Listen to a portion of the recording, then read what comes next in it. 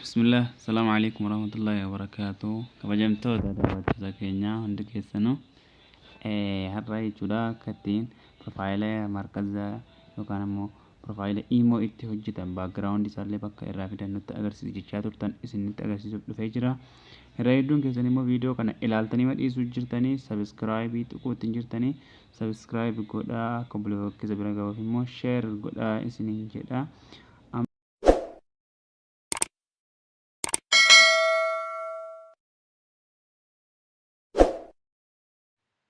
Jalqaba irratti aappii nu barbaachisantu jiru jechuudha. Aappiin nu barbaachisan kun ammoo aappii lama nu barbaachisa jechuudha. Kan irratti hojjennuu fi kan baakgiraawundii sana irraa buufannu jechuudha. Lamaan isaaniitu nu barbaachisu. Isaan keessaa inni tokko akkuma isin beektanii kunoo qubee paatiin jalqabaa jechuudha. Qubee paatiin kan jalqabu san buufattu jechuudha. Kan baakgiraawundiidhaan fayyadu. Kunis paadhaan jalqaba akkuma isin argaa jirtan kun asirratti paadhaan jalqaba.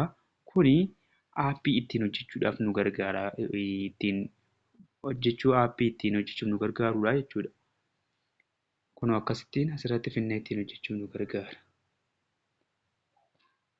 Karaa biraatiin ammoo inni kun ammoo baakgiraawundiidhaaf nu gargaara jechuudha. Baakgiraawundii buufachuudhaaf, baakgiraawundii babbareedaa jalatti hojjechuudhaaf nu gargaara jechuudha. Qubee isaa kana argaa jirtu natti fakkaata. Akkaataa itti buufattan pileestoorii irra dhaxxaniitii qubee sana barreessitan jechuudha. Qubeen sun amma fakkeenyaaf Pinterest jedhee jira. Pinterest jettanii dhaxxanii googilii irratti yeroo itti barreessitan akkuma sanatti isinii fidaa jechuudha. Pinterest kunoo akkasitti isinii fidaa irratti sarchi gootanii jechuudha.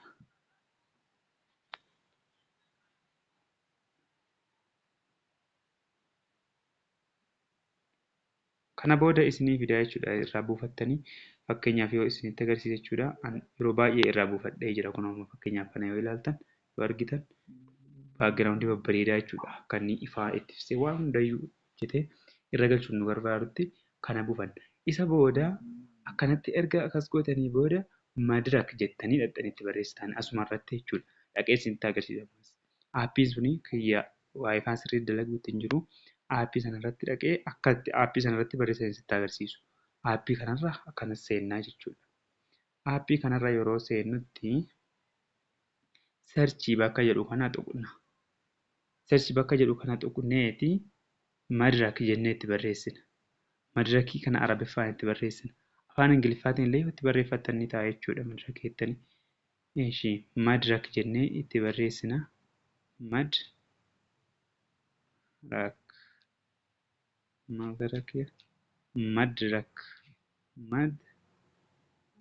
Madirak jennee itti barreessine asitti sarchi goonaa jechuudha. Sarchi yeroo goonu haala bareedaadhaan nuuf fida. Isa booda bakka asii kana tuqna jechuudha. Yeroo inni nuuf fide jedhu. Bakka sana tuqnee imeej daawuloodii bakka jedhu tuqna. Yeroo achi tuqnu daawuloodii nu ta'a jechuudha. Tuqaa sadii wayii asirra fide amma kiyya hojjetaan jiru ariifatee hojjetaan jiru asitti agarsiisuudhaaf. Tuqaa sadii wayii asirra yeroo inni fideedhu bakka hin tuqu jiru ilaalaa gara olii kana fidaa. Yeroo inni as fidee jedhu imeej daawulood bakka jedhu tuqtu jechuudha. Achi yeroo tuqnee jennu akka bareedaadhaan gadi nu buusa. As deebinee asirraan aappii isa hojjetutti deebinaa jechuudha. Aappii isichaa asirratti kun akkuma isin argaa jirtanii aappii isicha kana irratti hojjetu irratti deebinee asiin as tuqannaa jechuudha. Akkuma kanaan dura isinitti agarsiisaa ture kun eda'uu kana tuqannaa. Eda'uu kanarraa firoom galarii isa jedhu tuqannaa jechuudha.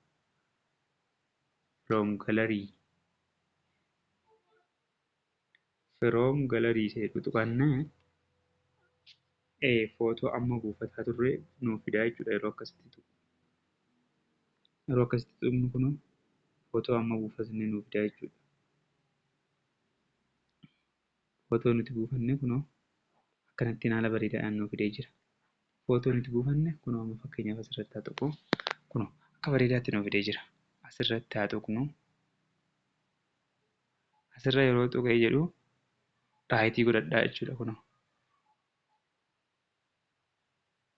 Kunoo kana zeeroo gochuu osoo hin taane irra deebi'ee isinitti agarsiisu.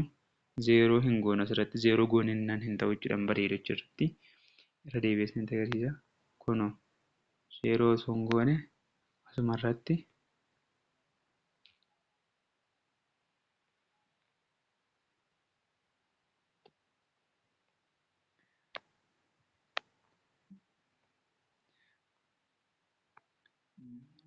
asirratti kunoo irra tuqannee kunoo zeeroo osoo hin goone ziraayitii godhannaa jechuudha. Kunoo asitti akkasittiin bal'isna. Asitti bal'isnee akkanatti nuuf fidee jira. Haala bareedaan nuuf fidee jira. Amma wanti nuti fiduu qabnu asirratti namoonni baay'een kan isaan dogoggoranii asirratti jechuudha. Asirratti baagiraawundii kana erga finnee itti qinxeeffannee kaa'annee booda as bakka kana wanta bareedaa wayii finnee gachuu qabna. Wanta irratti barreeffamaaf nu ta'u waan adii fidannu amma fakkeenyaaf kun irratti adii bareedaa waan ta'eef waan adii wayii iskiriinshoot godhachuu qabdu jechuudha. Namoonni baay'een eessaa fidanii jala gashanii jedhanii gaggaafachuu jiranii.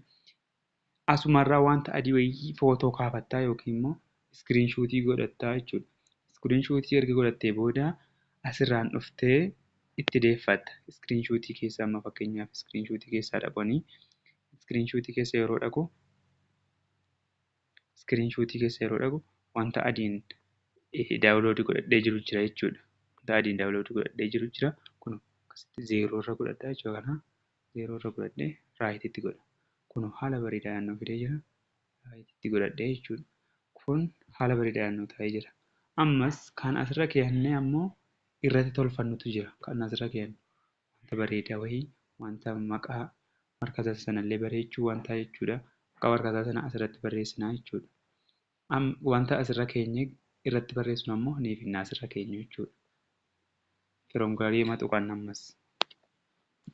Yeroo isa tokkoon akkasitti nuu fida. Kunoo akkatti as tuqannee imeejii keessaa fidadhu amma fakkeenyaaf. Iyyeen kunoo kanaa fidadhu allaasa jedhu kana. Allah kana zeeroo wanti goonaa jechuudha. Akka inni bareedutti zeeroo goone akkas goona. Haala ajaa'ibaatiin kun egaa wal fakkaatee iyyuu sun agarsiisuudhaaf kunoo akkanattiin kan gosa biraa irra gahuu dandeessu jechuudha. Asirratti bareeffachuu qabna sirriitti jechuudha. Asirratti erga bareeffanneen booda wanti nu hafee jiru yoo jiraate barreeffama itti barreessuudha. Barreeffama itti barreessuudhaaf akkam goona kunoo asirratti tekstii kana tuqna. Tekstii erga tuqnee booda tekstii sanarratti yoo afaan barreessuu barbaanne afaan barbaanne barreessuu dandeenya jechuudha. Markazul iimaan jedhamu fakkeenyaaf. Markazul iimaan si'a lamatti barreessa jechuudha. Akkana sirriitti itti naa bareedu itti maramutti akkasii godhe ammas next naan jedha irra deebinee itti barreessinaa jechuudha.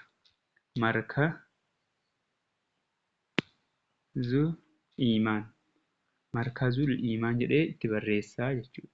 Kun akka haala bareedaadhaan nuuf fidee jira. Yeroon akkasitti nuuf fidu adii kanarratti naqachuudhaaf hin bada. Amma fakkeenyaaf yeroo akkasitti geessinu hin bada. Irra deebisnee dhannee kalarii isaa jijjiirraa jechuudha. Kalarii barreeffama kanaa jijjiirra. Kalarii isaa erga jijjiirree booda kunoo kalarii isaa akkuma isin argaa jirtan asirratti jijjiiramaa jechuudha kalariin isaa. Kunoo asirratti kalarii isaa jijjiirree jirra. Akkasitti raayitii godhannee kunoo asitti gadi fidannaa jechuudha. Kunoo wanti hundi bifi isaa wal fakkaate isin adda adda godhachuu illee ni dandeessan jechuudha.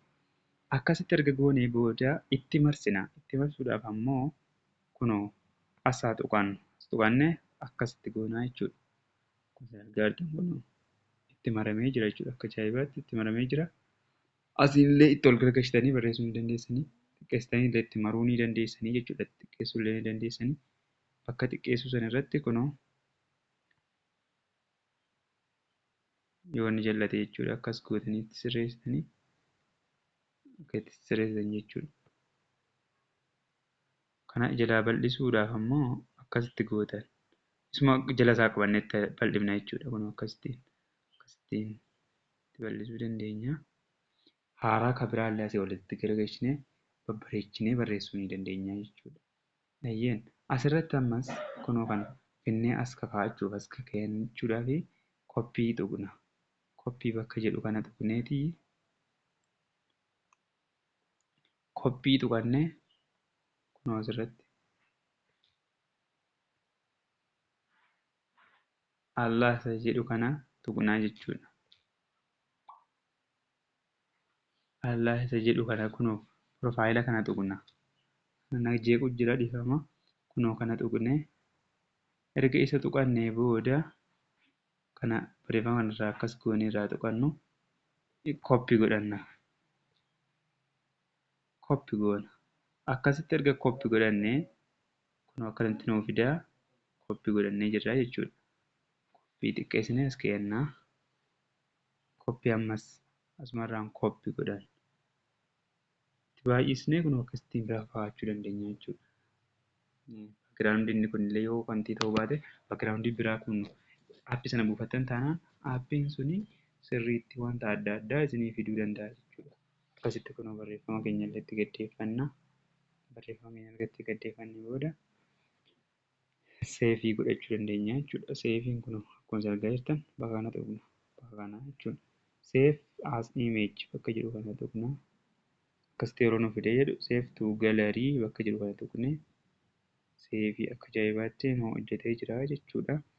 Maashaallah yoo viidiyoon kun isinitti tole laayikii godhaa. Akka obboleewwan keessan bira gahu immoo sheerii akka gootan isiniin jedha. Barumsa biraa nama walitti deebinutti nagaan tura.